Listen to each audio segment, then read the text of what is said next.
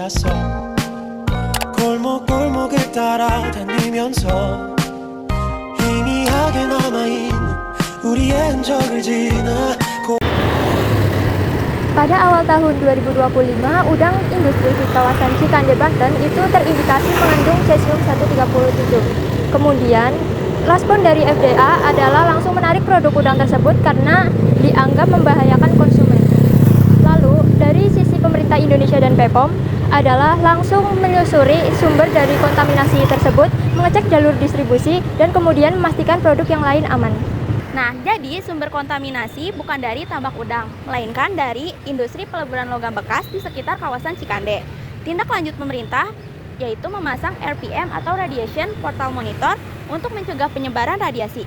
Nah, kasus ini nunjukin pengawasan limbah industri masih lemah, sehingga bahan berbahaya bisa masuk ke rantai pangan. Regulasi Permendak Peraturan Menteri Perdagangan Nomor 9 Tahun 2025 berfungsi sebagai pintu awal ekspor yang bersifat administratif atau regulasi kerangka. Jadi tugasnya memastikan izin, dokumen, dan kelengkapan prosedural ekspor terpenuhi. Kemudian, regulasi BPOM, Badan Pengawas Obat dan Makanan Nomor 23 Tahun 2017 berfungsi sebagai penentu standar keamanan pangan yang dengan menetapkan batas maksimum cemaran termasuk radioaktif yang aman dalam pangan.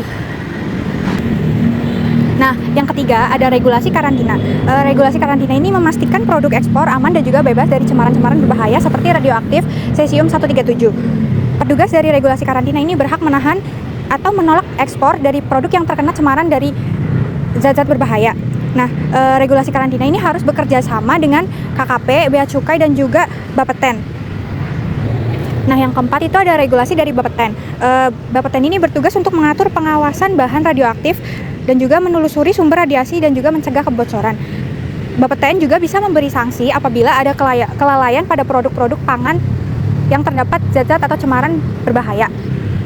Nah, yang kelima itu ada regulasi dari Kementerian Kelautan dan juga Perikanan. KKP ini di sini bertugas untuk mengatur mutu dan juga keamanan produk perikanan. Udang harus aman dan juga layak untuk dikonsumsi. Kalau misalkan ada radioaktif di bahan pangan perikanan, khususnya dilarang beredar dan juga dilarang untuk diekspor.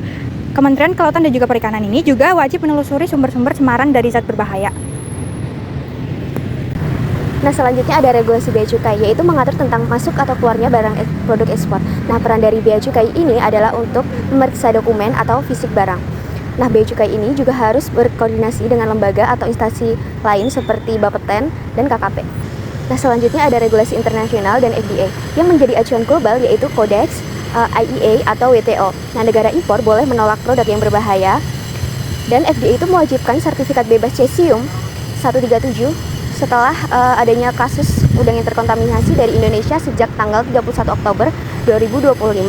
Nah, jika dokumennya tidak lengkap atau tidak ada sertifikat bebas cesium, maka produk itu kemungkinan akan ditolak.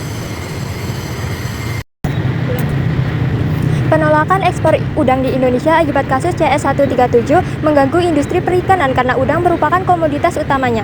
Tertahannya ekspor menyebabkan penurunan harga, pendapatan pelaku usaha terutama pada masyarakat di daerah pesisir. Dampak terhadap pemerintah. Kasus ini menekan pemerintah untuk menjaga reputasi ekspor dan memperkuat pengawasan keamanan pangan. Penerapan sertifikat bebas CS137 menunjukkan bahwa sistem masih bersifat reaktif dan perlu diperkuat secara preventif. Dampak terhadap konsumen. Isu radioaktif menurunkan kepercayaan konsumen terhadap produk perikanan Indonesia meskipun kasusnya terbatas. Kepercayaan konsumen hanya dapat dipulihkan melalui pengujian ketat dan informasi yang transparan. Berdasarkan hasil analisis kami mengenai dampak kasus cesium-137 menunjukkan bahwa keamanan pangan sangat mempengaruhi keberlanjutan ekspor, ketergantungan pada satu pasar, pengawasan yang belum preventif, dan sensitivitas konsumen terhadap isu kesehatan memperbesar dampak penolakan ekspor udang di Indonesia. Upaya pencegahan penolakan produk ekspor dan peningkatan daya saing global perlu dilakukan secara preventif dan terintegrasi dari hulu ke hilir. Langkah utama meliputi penerapan praktik budaya yang baik, terus pemantauan lingkungan beresiko, pengujian keamanan pangan praekspor termasuk cemaran non-konvensional seperti cesium-137, serta penguatan sistem ketelusuran produk.